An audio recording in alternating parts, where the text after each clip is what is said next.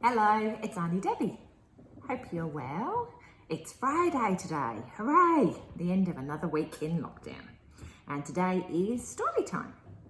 And I found a new story for you with two characters in it. And one of them is a fairy. So I've made her a fairy princess. But really she's just a fairy, so look out for that one. And there's another character coming up soon too. You'll guess by the name of the story. Today's is called A Fairy and a Frog. There he is, there's the frog. All right, if you're ready, we'll start the story. Are you ready? Yeah. All right. Once upon a time, across 7 seas, in a majestic fairyland, there was a beautiful castle beside the river of sweet water. And this charming castle was the home for 3 fairy sisters, whose names were Shine, Bright, and Grace. Shine was the eldest, and Grace was the youngest. Every morning when the sun was just rising up, Shine and Bright left the castle and flew away, for giving their blessings to the children who were in grave need. The youngest, Grace, remained in the castle. And the reason for that was her broken wings. She was just born that way. In spite of the treatment in the fairyland, her broken wings just couldn't be healed. She would sit at the window and look out at the river. The window of the castle had a clear view of the river, of which flowing water made a beautiful music. And little Grace would just be lost in the music, thinking about her sisters. It was just like any other day. Her sisters were out and she was just sitting at the window, gazing at the flowing water of the river. In the morning, she had a row with her sisters because she wanted to go with them. But like any other day, they refused on account of her damaged wings. Poor Grace was feeling very low, sitting in her chair looking at the river.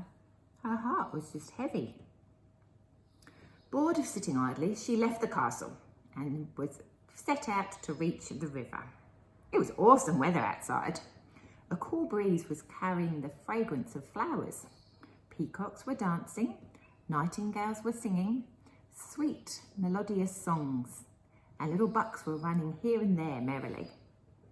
She felt really good.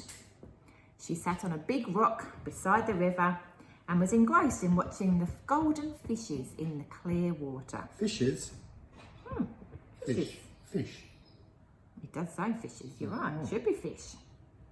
Suddenly, she saw a frog among those fish.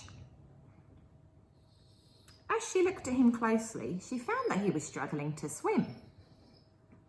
She approached the bank and saw that a tiny pebble, was tied to the leg of the frog. Someone tied a pebble to my leg. So the frog wasn't able to swim. He was just drifting in the current. Grace thought for some moments and then decided to go into the river without caring for her priceless shiny gown. She held the frog gently in her palms and put it on the soft grass near the bank. "Who tied your leg, my little friend?" she asked, removing the pebble from his leg. When I went to the village, a naughty kid tied that pebble to my leg. The frog said. He's a rotter. "But why did you leave the bank of the river?" I was alone and I was lonely. I had nothing to do. So I went there, hearing the sound of the kids. "Don't you have a family?" she asked as she became curious. No, I'm all alone, said the frog sadly. "It's okay. Now I'm your friend." Oh, wonderful. Grace and that frog became friends and they chatted for some time. Then the frog knew she couldn't fly as her wings were broken. Wait for me. I will be back, the frog said. "But where are you going?" Grace inquired. Well, we are friends. I have to show you my beautiful castle.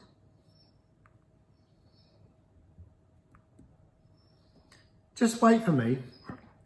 I won't be long. And the frog smiled. But Grace just didn't understand anything.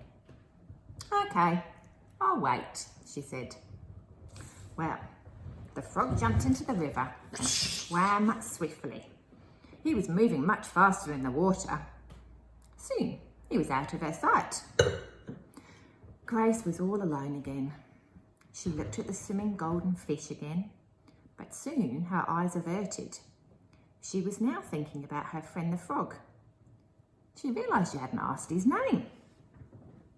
The sun was setting in the sky. It was the time when her sisters would return to the castle, but she had made a promise to wait. So she waited. Waiting, waiting. She waited about half an hour. Just then, she spotted the frog in the river. He was swimming at lightning fast speed. She took a sigh of relief. Here he is, there's the frog. Okay. Apply it on your wings when the sun has set completely. Apply what? The frog said, handing over a tiny herb. Oh, a herb. A tiny herb. And rub that on your wings. Will it cure my wings? Asked Grace in amazement. Yes, it will. It's the panacea That means a special healing thing. from my kingdom, and it cures all diseases, and it'll fix your diseased wings up. Your kingdom? Grace was very puzzled. Leave it. Apply the medicine. The sun is not in the sky. The frog chuckled at the question. So, Grace rubbed the herb on her palms and applied the juice of the herb to her wings. As she did so, she felt a strange tremor in her wings and then in her body. As she did so, the next moment, the biggest magic happened. Her wings, which couldn't be treated by the normal panacea from her own fairyland, became perfectly all right, and she felt a strong urge to fly. She was so happy, and she didn't know what to say to her friend. And the frog was smiling too by looking at her face. See, he's naturally got a smile as well. Look at that. Fly, fly, you beautiful fairy. I want to see you flying. Frog said. And Grace flew. Off she went and circled her castle many times in Wow, doing a good job. She was on cloud 9. Her joy knew no limits. Well, she should go to cloud 11 or 12. She returned to the river to thank her new friend. But she was surprised not to see the frog. Eagle. Instead, Instead there was something else. What was there? What could it be? Where's the frog gone, I wonder? Instead of the frog, There was a beautiful prince. Here he is, How you doing there, fairy? sitting on the very rock that she'd sat on before. He was wearing a shiny gown. Look at that.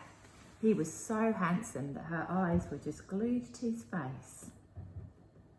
Excuse me, have you seen a little frog? She asked sheepishly. Oh, the frog? I was the frog. He smiled. He told her the whole story, that once he was a prince and was under a spell by a magician whom he used to give a lot of trouble. It was annoying. Once he put a frog in his cloak. So, the magician cast a spell on him and said that he would remain under that spell until he helped somebody. And the cure of your wings broke that spell. Little Grace took the prince along to the castle. By then, her sisters were back and she told them everything. She introduced the prince to them, and the prince told them stories of his kingdom that was far, far away from the fairyland. The castle had used to be a lonely place for Grace when her sisters went in the morning, but now it was full of joy and merriment. They sang, they danced, and they told beautiful stories to each other. After some days, the prince married Grace and they lived in the castle happily ever after. But they had to move all the furniture because they're just about to paint the castle. They did too. You spotted that in the background. Now, hang on. I thought the frog turns into a prince after he got kissed by the fairy. Well, this is after he did some kindness. It's a different story. Okay, that's all right. But he still was a frog that turned into a prince. That's pretty good. That's pretty good. And there's no kissing involved. No kissing. So that was good. All right, that's the end of today's story. We hope you enjoyed The Fairy and the Frog. Have a good day and we will see you again on video soon. Lots of love. Bye. Bye-bye.